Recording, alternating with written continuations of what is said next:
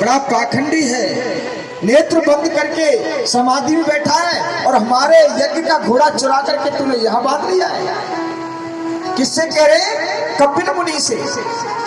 कपिल मुनि को मालूम भी नहीं, कपिल भगवान को यह भी मालूम नहीं कि मेरे आश्रम पर कोई घोड़ा बंधा है कि गाय बंधी है कि क्या हो रहा है, कोई मतलब नहीं। वो तो समाधि में थे, लेकिन वो तो चुरा करके इंद्र बांध गया था। और 60,000 सगर के पुत्रों ने कपिल मुनि का जो है अपमान किया, उल्टा सीधा बोलने लगे। कपिल मुनि को की समाधि भंग हुई, उनको चेतना आई, उनके नेत्र खुले। नेत्र खुलते ही मेरे भगवत प्रेमियों, उनके नेत्रों से क्रोध की अग्नि निकली और उस क्रोधाग्नि में सगर के 60,000 पुत्र जो है वहीं के वहीं जलकर भस्म हो गए। ध्यान रखना, संत का अपमान, ब्राह्मण का अपमान, गौ का अपमान अगर आप करोगे ना तो इतना भयंकर श्राप लगता है तीनों का। अगर इन्होंने श्राप दे दिया ना, इन तीनों की आत्मा अगर डूब गई आपके द्वारा, तो मैं ये सत्य बता रहा हूं इस व्यासपीठ पर बैठकर कि कभी तुम्हारा उद्धार नहीं हो सकता। संत का और ब्राह्मण का और गौ का कभी अपमान मत करना। मैंने बहुत लोगों को देखा है, गाय बेचारी इतनी दुर्दशा में है आज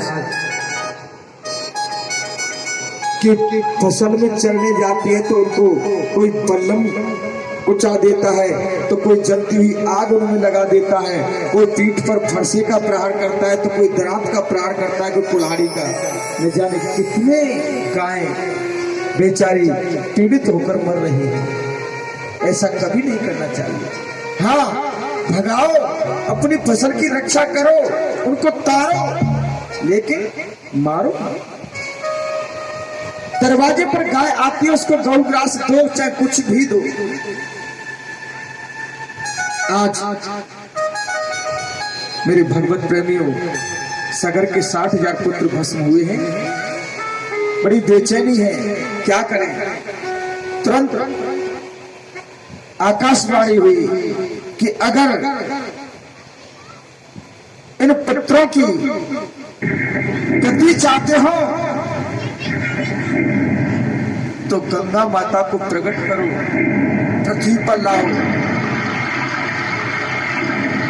और गंगा माता प्रकट होकर तब आएंगी। ब्रह्मा जी के कमंडल में बसी हुई है गंगा माता। अब असमंजस के पुत्र अंशुमान हुए, इन्होंने तपस्या की लेकिन गंगा माता को नहीं ला सके। मेरे भगवत प्रेमियों, आगे चल के गंगा माता को लाने के लिए उनके पुत्र हुए दिलीप, और दिलीप भी गंगा माता को नहीं ला सके। और दिलीप के हुए राजा भागीरथ। महाराज भागीरथ ने तपस्या की। पहले तो ब्रह्मा जी को मनाया, फिर गंगा माता को मनाया। तो गंगा मां ने कहा, राजन, मैं ब्रह्मलोक से मृतलोक पर तो जा आ सकती हूं, तैयार हूं, लेकिन मेरा वेग इतना है कि ब्रह्मलोक से अगर मैं सीधी पृथ्वी पर जाऊंगी ना, तो पृथ्वी का भेदन करते हुए मैं रसातल को चली जाऊंगी। आपका लाना न लाना बराबर होगा, कोई फायदा नहीं मिलेगा। तो माते क्या करना चाहिए? बोलो मुझे मेरे डेग को सहन कर सके। बोल तो कौन है? बोलो भोले बाबा। तो भागीरथ ने भोले बाबा की तपस्या की और भोले बाबा को तैयार किया माता गंगा के वेग को सहन करने के लिए। आज ब्रह्मा जी के कमंडल से निकलकर ध्रुवलोक में आई और सप्तऋषि मंडल में आए और सप्तऋषि मंडल से चल के शिव जी की जटाओं में आए। भोले बाबा ने अपने जटाओं को ऐसे बखेर लिया और जैसे ही धवल धारा गंगा माता की आई तो अपनी जटाओं में ही समेट लिया और शिव जी की जटाओं में पधारी है। उसमें से एक छोटी सी धारा सुमेरु पर्वत पर आई और सुमेरु पर्वत से हिमालय पर आई, हिमालय से गंगोत्री होते हुए और वो पृथ्वी लोक पर आई। बोलो गंगा माता की जय हो। देखो गंगा माता के कितने नाम हैं, जानते हैं? कुछ नामों को लोग बाग नहीं जानते हैं, केवल एक ही नाम से जानते हो गंगा माता, और नहीं नाम जानते तो हम लोग ऐसी बात नहीं। लेकिन मैं बता दूं, ये बामन भगवान के चरणों से चरणामृत जो ब्रह्मा जी ने लिया, ये वही जल है। तो इसलिए गंगा माता का नाम है विष्णुपदी। क्या नाम है? विष्णुपदी। ये ब्रह्मा जी के कमंडल में रही और वहां से आई शिव जी की जटाओं में, तो इनका नाम पड़ गया जटाशंकरी। क्या नाम पड़ गया? जटाशंकरी। अब ये आगे आगे भागीरथ, पीछे पीछे गंगा माता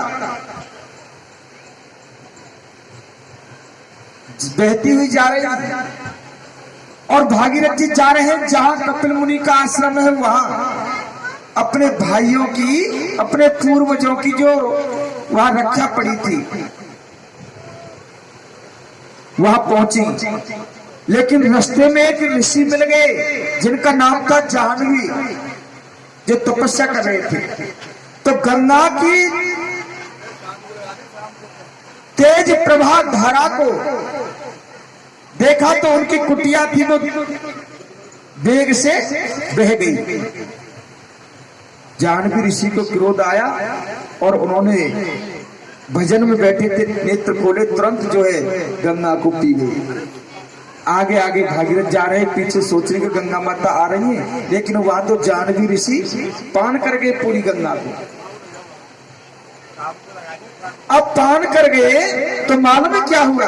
भागीरथ जी ने पीछे मुड़कर देखा तो वहां देखा तो पीछे गंगा माता ही नहीं है। बोले गंगा माँ कहाँ गई? अब वापस लौटे जहां जाह्नवी ऋषि तपस्या तप रहे थे, तो वहां जाकर के पूछने लगे, बोले प्रभु मेरे पीछे पीछे गंगा माता आ रही थी, अब मुझे दिखाई नहीं दे रही है, आपके पास से गुजर रही थी, आपको मालूम है कहां गई? बोले गंगा को तो हमने पान कर लिया, हम पी गए। वहां जाह्नवी ऋषि की तपस्या की, उनको मनाया भागीरथ जी ने। आओ बोले कि अगर गंगा माता को मैं वापस मुख से छोड़ू तो ये झूठी गंगा माता है जाएंगे। हैं? कैसी है जाएंगे? झूठी, उच्चिष्ट। तो बताते, कुछ लोग बताते कि कान से निकाली और कुछ लोग कहते कि जंगा को फाड़ करके गंगा जी को निकाला। तो उनका नाम पड़ गया जाह्नवी। गंगा माता का एक नाम जाह्नवी भी है। और आज सागर के 60,000 पत्रों के भस्मी के ऊपर गंगा माता का जल पहुंचा है, उन सब की सदगति हुई। मेरे भगवत प्रेमियों, गंगा माता इतनी पवित्र हैं कि ब्राह्मण ऋषि गौ के श्राप से भी अगर सच्चे मन से गंगा माता में स्नान करता है और फिर ये प्रतिज्ञा लेता है, संकल्प करता है कि मैं आगे चल के कभी भी जीवन में ऐसा पाप कर्म नहीं करूंगा, तो मैं निश्चित कहता हूं उसके पाप धुल जाते हैं। गंगा नहाने से पाप धुलते हैं, ये सत्य है, लेकिन ये नहीं कि गंगा नहाने गए और खूब तो इधर से कुकर्म करते चले गए, खूब पाप कर्म इधर से किया और खूब आराम से। गंगा नहाने थोड़ी गए, वहां तो मौज मस्ती लेने गए। कभी पैर पीट पीट करके और तैर करके नहीं नहाना चाहिए ऐसे पवित्र नदियों में। बड़े सम्मान के साथ पहले उनसे आज्ञा लो, बोल माते हम स्नान करना चाहते हैं, आप हमको आज्ञा दें, प्रवेश करो। बड़े ढंग से, बड़े समुचित तरीके से उनमें डुबकी लगाओ, फिर उनको जल चढ़ाओ, फिर सूर्य भगवान को जल चढ़ाओ, अपने पितरों को जल चढ़ाओ, फिर ये सब क्रिया चलती रहती है। पैर पीट के नहीं रहना चाहिए, ये दोष है। आज मेरे भगवत प्रेमियों, इसी वंश में आगे चल के महाप्रक्रमी राजा हुए खट्टांग। खट्टांग के दीर्घबाहु के रघु, और रघु की ऐसी कीर्ति फैली और सूर्य वंश के जगह पर रघुवंश के नाम से प्रसिद्ध हो गया। और इसी वंश में आगे चल के एक फिर हुए पुनः दिलीप नाम के राजा हुए, और दिलीप के पुत्र हुए राजा अज, और अज के हुए महाराज दशरथ। बोलो दशरथ महाराज की जय। दशरथ महाराज के 3 रानियां थी, कोई संतान नहीं। महाराज दशरथ बड़े बेचैन हैं। अब तो वशिष्ठ जी को बुलाया। वशिष्ठ जी सूर्य वंश के कुलगुरु हैं, और उन्होंने महाराज दशरथ के 3 रानी हैं, तीनों की कोई संतान नहीं, तो उन्होंने पुत्र कामेष्टि यज्ञ कराना शुरू। संगी ऋषि आए, उन्होंने यज्ञ किया। यज्ञाचार्य उस समय कौन थे? महाराज दशरथ के संगी ऋषि। संगी ऋषि ने यज्ञ किया और अग्नि कुंड में से, हवन कुंड में से अग्निदेव चरु लेकर प्रकट हुए। चरु यानी खीर, खीर का प्रसाद। अग्निदेव ने कहा राजन ये ले जाओ, और तीनों रानियों को बराबर बराबर हिस्से में दे देना, और पुत्र प्राप्ति होगी। आज राजा ने तीनों रानियों को बराबर बराबर भाग बांटा, लेकिन जो सुमित्रा मां थी ना, वो अपने भाग के प्रसाद को लेकर कहीं खुली जगह में रख गई और किसी कार्य में व्यस्त हो गई। तो संयोग से कोई पक्षी, यानी कोई चील कहता है, कोई कुछ कहता है, कोई चील पक्षी आई और वो उस दोने को लेकर के उड़ गई। अब माता सुमित्रा तो उदास हो गई। वो दोनों बहनें जो मेरी गर्भवती रहेंगी, बालक संतान होगी, मेरे कोई नहीं होगी। कोई चिंता नहीं, फिर भी उसको ईर्षा नहीं है। दुख तो होता है लेकिन जलन नहीं है, ईर्षा नहीं। इतने में माता कौशल्या को मालूम पड़ा कि सुमित्रा के भालू को कोई पक्षी लेकर उड़ गया। तो माता कौशल्या ने कहा, बहन दुखी मत होना, अभी मैंने अपना भोग पाया नहीं, ये लो। उन्होंने अपने भोग में से आधा भोग कौशल्या को, सुमित्रा को दे दिया। कौशल्या माता ने तो भोग पा लिया। इधर माता कैकेयी को मालूम पड़ा तो माता कैकेयी ने भी कहा बहन चिंता मत करना, अभी मैंने भी अपना भोग नहीं पाया है। आधा भाग माता कैकेयी ने भी सुमित्रा को दे दिया। आज माता सुमित्रा ने 2 बार यज्ञ का भोग पाया है, और वो भी पुत्र कामेष्टि यज्ञ का भोग। तो सोचने लगी कि मैंने 2 बार पाया है तो मेरे 2 पुत्र होंगे, और अगर 2 पुत्र मेरे हुए ना तो मैं आज से ये संकल्प लेती हूँ, ये वादा करती हूँ, ये प्रतिज्ञा करती हूँ कि बड़ा बेटा जो मेरा होगा तो मेरी बड़ी बहन कौशल्या का जो पुत्र होगा उसकी सेवा में लगा दूंगी, और दूसरा बेटा जो होगा ना उसको कैकेयी माता के पुत्र की सेवा में लगा दूंगी। और संयोग से हुआ भी ऐसा ही। बड़े हुए लक्ष्मण राम जी की सेवा में रहे, छोटे हुए शत्रुघ्न जो भरत जी की सेवा में रहे। 9वीं तिथि है और चैत्र महीना है, शुक्ल पक्ष अभिजित मुहूर्त है। 9वीं तिथि मधु मास पुनीता, 9वीं तिथि मधु मास पुनीता, 9वीं तिथि मधु मास पुनीता, 9वीं तिथि मधु मास पुनीता, शुक्ल पक्ष अभिजित हर पीता,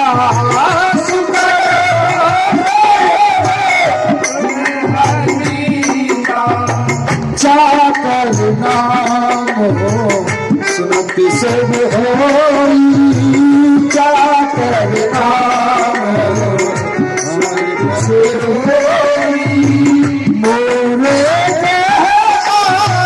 काटक सोही, मोरे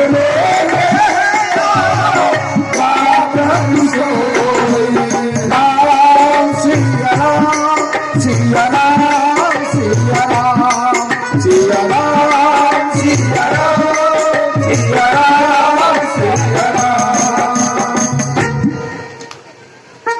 आहा, आज चैत्र का महीना 9वीं तिथि है, शुक्ल पक्ष है, अभिजित मुहूर्त है, और महाराज दशरथ के महलों में 3 रानियां गर्भवती हैं। बड़ा सुंदर भाव है। सभी अयोध्या नगरी में, सारी अवधपुरी में शोर मचा हुआ है कि 3 रानियां गर्भवती हैं, 3 रानियों के बालक होने वाले हैं, और सभी ने अपने अपने दरवाजों पर बंधन बार बनाए हैं, मंगल तुरंत बहुत सुंदर सजा रखे हैं, दीप प्रज्वलित कर रखे हैं, यानी कि पूरी अवधपुरी दुल्हन की तरह सजा रखी है। और ठीक 12 बजे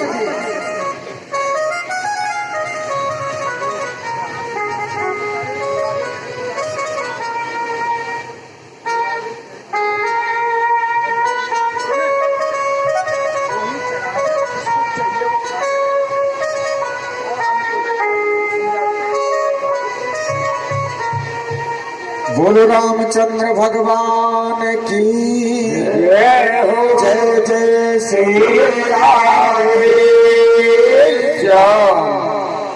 अब तुम भी सावधान हो जाओ, राम जी प्रकट होने वाले हैं, और राम ही राम अकेले नहीं आ रहे, साथ में 3 भाई और लेकर आ रहे हैं। तो जहाँ 3 बेटा हो और तीनों का उत्सव मनाया जाए तो वहां तो खुशी बहुत होनी चाहिए ना। तो खूब नाचना और मीठी मीठी ताली बजाना है। सशंक चक्र सकीर्ति कुंडलम सपीत वस्त्रं सरसीभूषणं सहार वक्ष स्थल कौस्तभं श्रियं नमामि विष्णु शिरसा चतुर्भुजम्।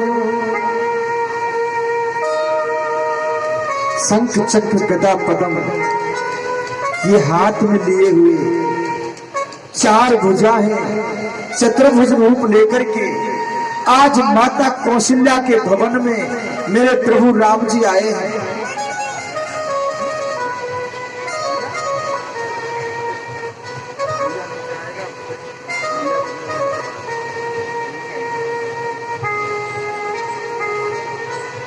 मेरे भगवत प्रेमियों,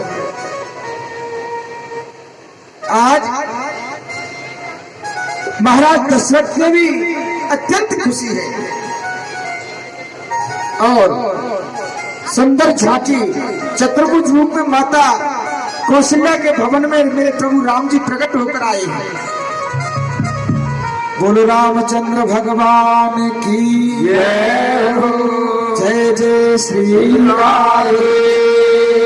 राम। अब देखो माता कौशल्या के सामने चतुर्भुज रूप में और महाराज खड़े हैं, तो यहां मालूम है माता कौशल्या कहने लगी प्रभु मैंने हमने पूर्व जन्म में आपको पुत्र रूप में मांगा था। तो पूर्व जन्म में महाराज दशरथ थे मनु। कौन थे? मनु, स्वयंभू मनु। और माता कौशल्या थी शत्रुपा। तो आज भगवत प्रेमियों माता कौशल्या कह रही है प्रभु हमने तुमको पुत्र रूप में मांगा था और आप पुत्र तो बनकर आए नहीं, आप तो पिता बनकर आए हो। हैं? बोल क्यों माता? आपने मुझको पुत्र रूप में मांगा तो मैं आ गया,